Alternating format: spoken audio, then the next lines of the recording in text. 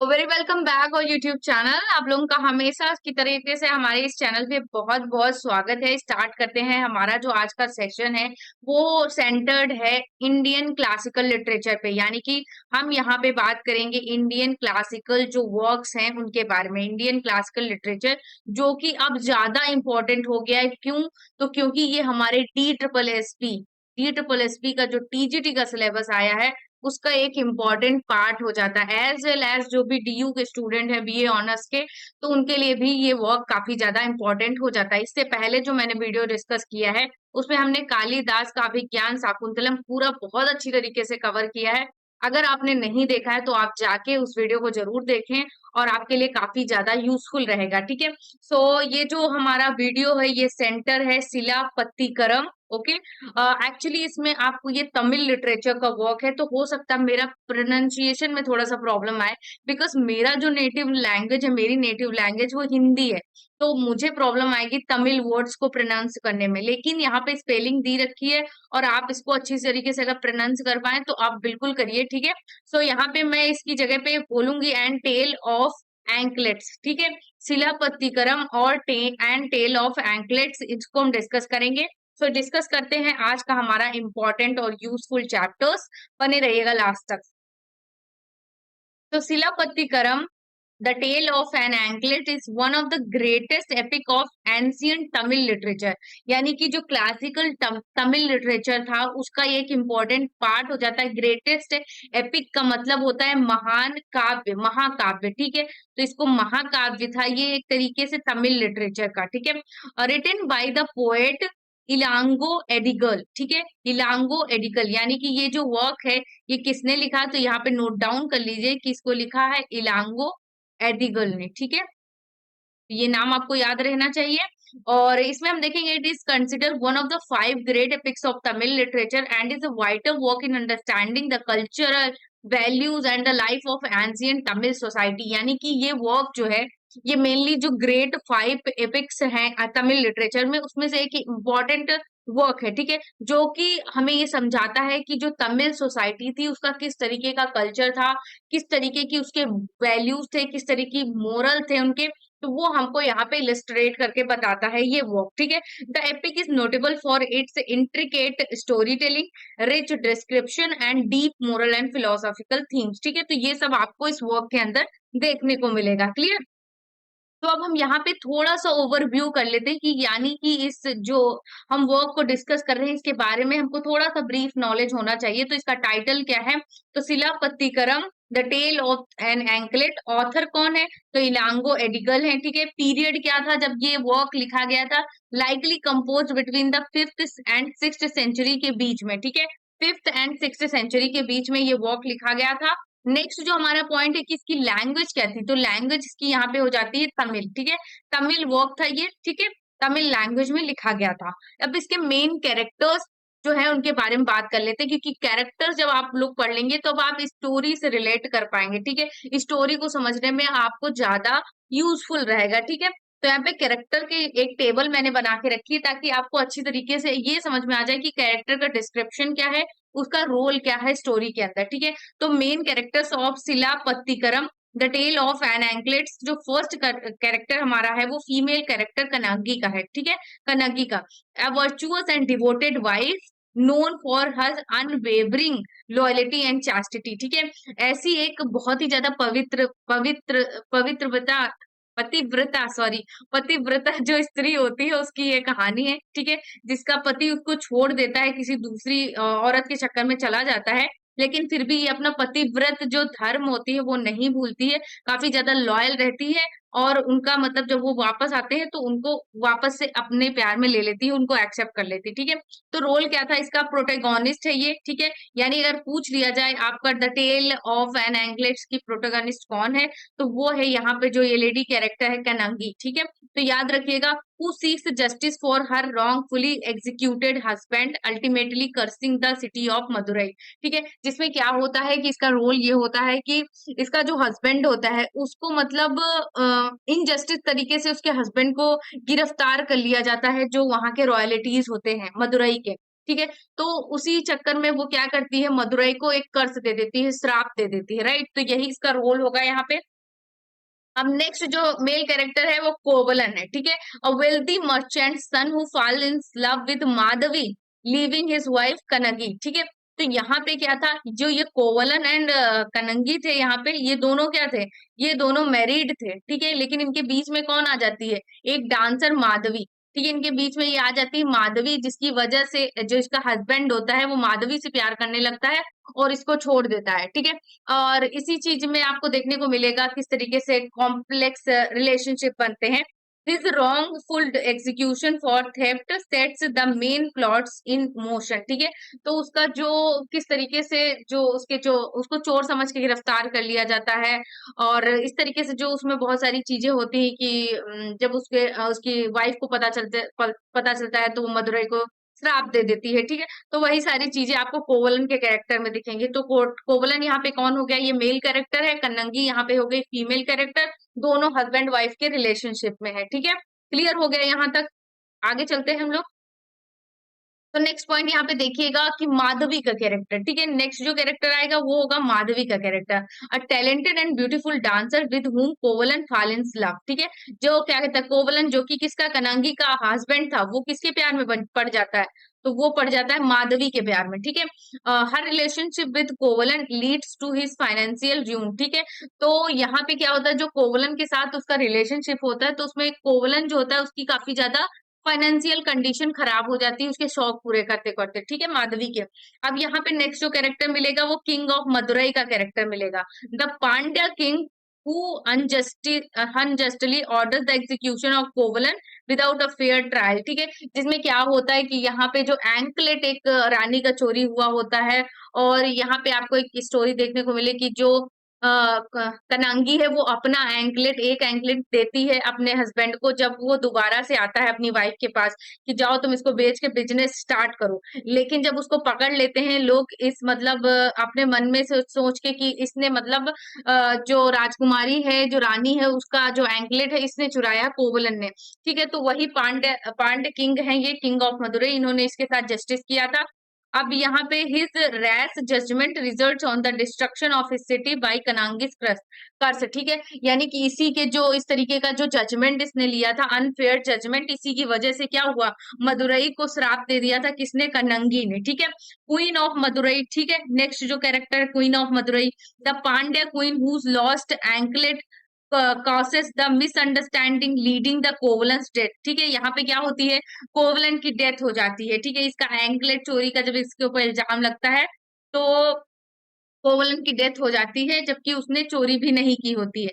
Her anklet is mistakenly identify as stolen by Kovalan, ठीक है? तो यहाँ पे एक मिसअंडरस्टैंडिंग क्रिएट हो जाती है, बिकॉज मैंने जैसा कि बताया कि जो यहाँ पे जो कनंकी थी वो अपना एक एंकलेट, एंकलेट क्या होता है, जो पैर में पहना जाता है, ठीक है? पैर का जो पायल होता है ऐसे घुंघरूदार, ठीक है, उसको एंकलेट बोलते हैं। तो वो देती है उसको, और उसी की वजह से लोग जानते हैं कि इसने मतलब जो रानी है उसका एंकलेट इसने चुराया है, ठीक है? वही चीज है यहाँ पे, समझिएगा। और यहाँ पे आपको काउंदी, ठीक है, काउंदी एक मिलेगा, an as aesthetic woman who accompanies Kanangi and Kovalan on their journey of Madurai, ठीक है? तो इसमें आपको एक माइनर कैरेक्टर मिलेगा, provide spiritual and emotional support to Kannagi during his her trial, तो ये यहाँ पे आपको एक माइनर कैरेक्टर मिलेगा जो कि कनांगी और कोवलन की हेल्प करती है, ठीक है? मेतलन यहाँ पे है Brahmin and close friend of Kovalan, ठीक है?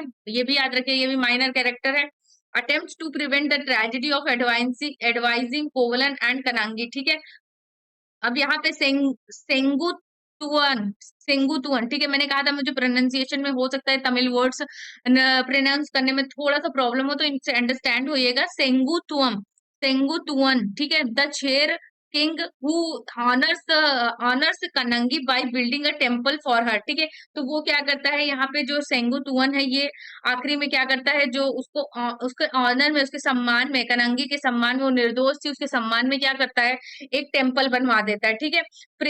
Represent the themes of reverence and respect for righteous and divine figure, ठीक है? यानी किस तरीके से वो कनंगी जैसी लॉयल और पतिव्रता स्त्री के सम्मान में उसको रिस्पेक्ट देने के लिए क्या करता है, वहां पे टेम्पल बनवा देता है, ठीक है?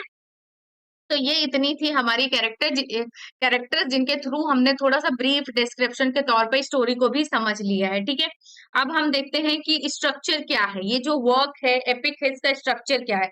The epic is divided into 3 Cantos. ठीक है, आपको 3 कैंटोस में ये डिवाइडेड मिलेगा। ठीक है, 3 कैंटोस, जिसमें जो हमारा फर्स्ट पार्ट है उसको बोलते हैं पुकार कंदम। ठीक है, पुकार कंदम, पुकार कंदम, कंदम या खंडम भी हो सकता है।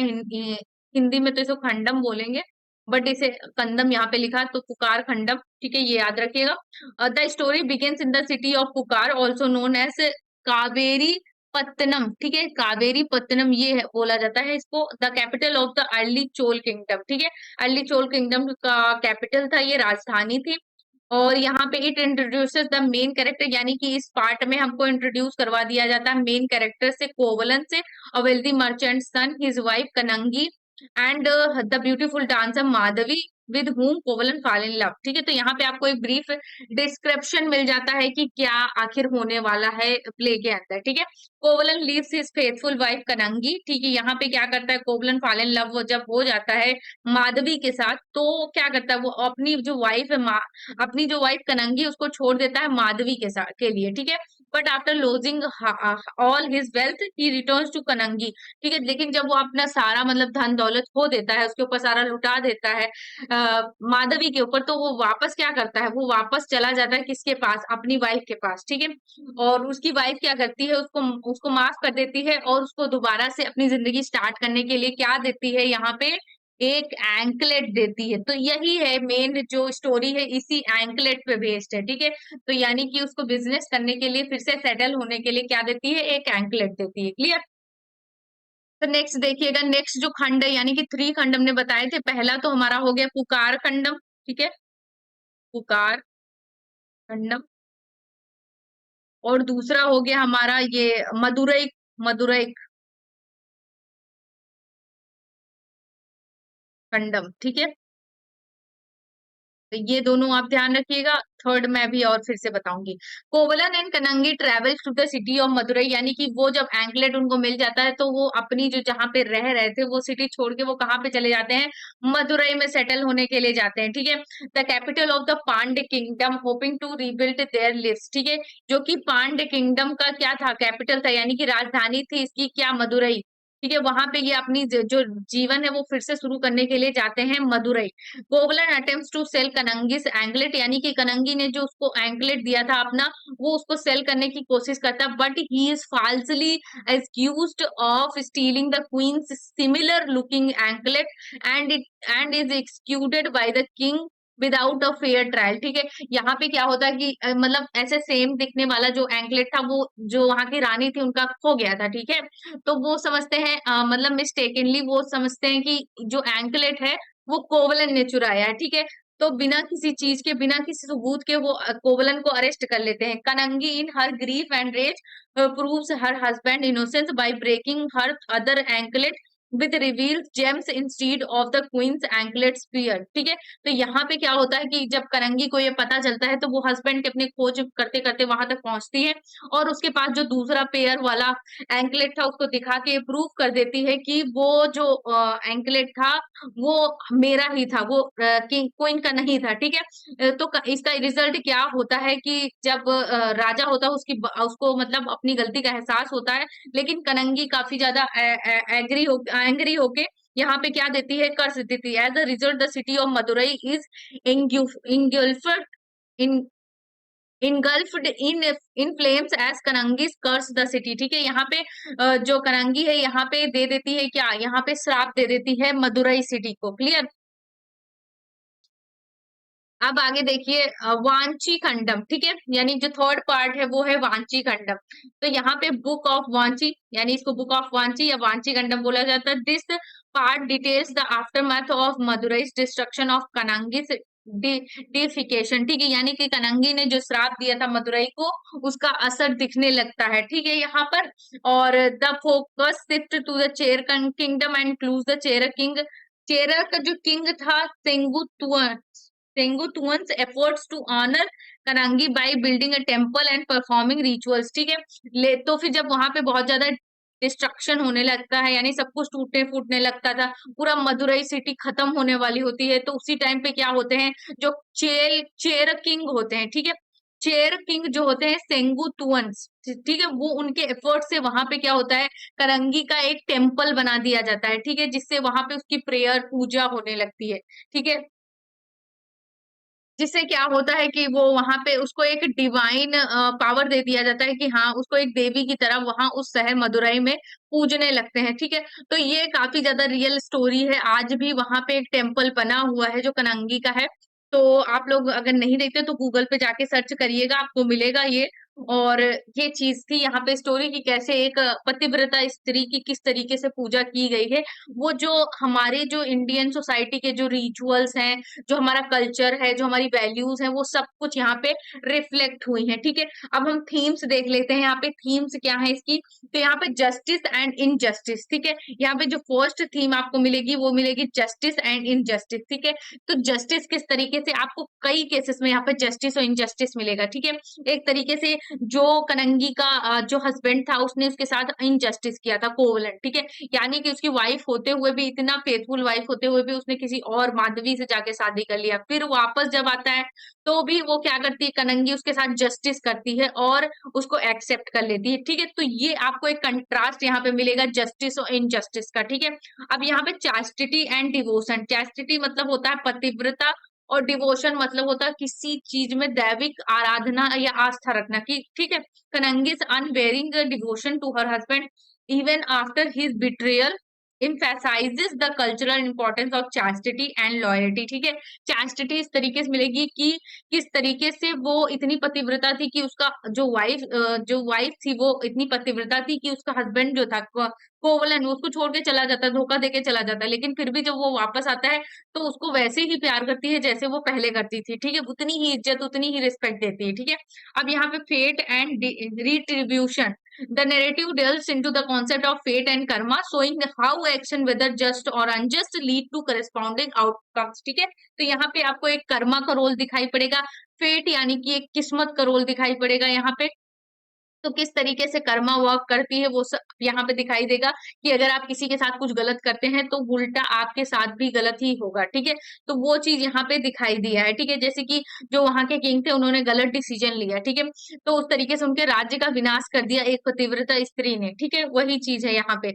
और यहाँ पे मोरल एंड एथिकल कंडक्ट क्या थे, तो वो देखिए, through its character and their action the epic teaches moral and ethical values, advocating the righteous living and condemning rash judgement and action, ठीक है। मोरल एंड एथिकल कंडक्ट किस तरीके से है कि एक जो विमेन होती है उसका जो मैरिज होता है, तो वो एक किस तरीके से एक पवित्र बंधन है, वो यहाँ पे दिखाया गया है, मोरालिटी और एथिकल, इसी वजह से ये एथिकल भी बोला जाता है। और साथ ही साथ जो यहाँ पे आपको एक मोरल और चीज मिलेगी, कि यहाँ पे आपको कोई भी डिसीजन अगर लेना है तो वो सोच समझ के लेना है, ठीक है, बायस होके नहीं लेना है। यानी कि अब जैसे कि राजा ने वहां पे अनफेयर डिसीजन कर लिया था, बिना किसी भी मतलब कानूनी जांच पांच के उसको तुरंत से गिरफ्तार कर लिया था, ठीक है। उसकी वजह से इतना ज्यादा कॉम्प्लेक्सिटीज आई और मदुरई सिटी का जो है सर्वनाश हो गया था, ठीक है। वही चीज यहाँ पे है, बताया गया है। अनदर देखिए कल्चरल सिग्निफिकेंस क्या है, तो हिस्टोरिकल अगर इनसाइट देखें इसका, तो सिलापत्तिकरम offers a glimpse into the social, economic, and political condition of ancient Tamil society, including trade, urban life, and the legal system. Religious influence, the epic has a profound influence on Tamil religious tradition, particularly the worship of Kanangis as a goddess, ठीक है। यानी कि किस तरीके से कनंगी का जो पूजा होता है, एक किसी तरीके देवी की तरीके से उसका पूजा होने लगता है, ठीक है। तो ये एक तरीके से तमिल रिलीजियस और ट्रेडिशन को शो करता है, ठीक है। लिटरेरी मेरिट क्या है, it's poetic and narrative excellence makes it smartest masterpiece of Tamil literature, inspiring countless adaptation and retelling in virtuous art forms, ठीक है। तो ये इसका सिग्निफिकेंस था, आप समझिएगा इसको। और कंक्लूजन क्या निकलता है, तो यहाँ पे Silappatikaram stands as a testament to the rich cultural heritage and literary genius of ancient Tamil civilization, its enduring themes of justice, fidelity, and the human condition continue to resonate with readers, making it timeless epic। यानी कि इसके जो characters हैं वो आज भी किसी तरीके से जो रेजोनेट करते हैं आज की सोसाइटी से, रीडर से किसी तरीके से कनेक्ट कर पाते हैं, ठीक है। चाहे वो लव की बात हो, चाहे वो जस्टिस की बात हो, ठीक है। तो यहाँ पे आपको क्या दिखेगा, एक रेजोनेंस दिखेगा, किसके साथ, तो रीडर के साथ, ठीक है। तो ये चीज यहाँ पे काफी ज्यादा इंपॉर्टेंट हो जाती है। यही चीज है कि आज भी इतना पुराना जो ये एपिक है आज भी हमारे सिलेबस में इंक्लूडेड है और हमको पढ़ने के लिए काफी इंटरेस्ट आता है और काफी इंटरेस्टिंग वर्क भी है। मुझे तो पढ़ के बहुत मजा आया। अगर आपको भी अच्छा लगा है तो प्लीज हमारे चैनल पे अगर नए हैं तो हमारे चैनल को सब्सक्राइब करना ना भूलें, और वीडियो पसंद आया है तो प्लीज लाइक भी कर दीजिए, और अगर नए हैं तो चैनल पे यूं ही बने रहिए क्योंकि ऐसे ही इंपॉर्टेंट वीडियोस आते रहेंगे और आप लोगों का प्यार मिलता रहेगा तो मैं और भी वीडियोस अच्छे अच्छे बनाऊंगी। पूरा जो हमारा जो एंशियंट लिटरेचर है, क्लासिकल इंडियन लिटरेचर है, इसको मैं पूरी तरीके से कवर करूंगी, फिर नेक्स्ट पेपर को भी कवर करेंगे, ठीक है। सो यहीं पे वाइंड अप करती हूँ, मिलते हैं नेक्स्ट वीडियो में, तब तक अपना ध्यान रखें। Thanks for watching, bye bye.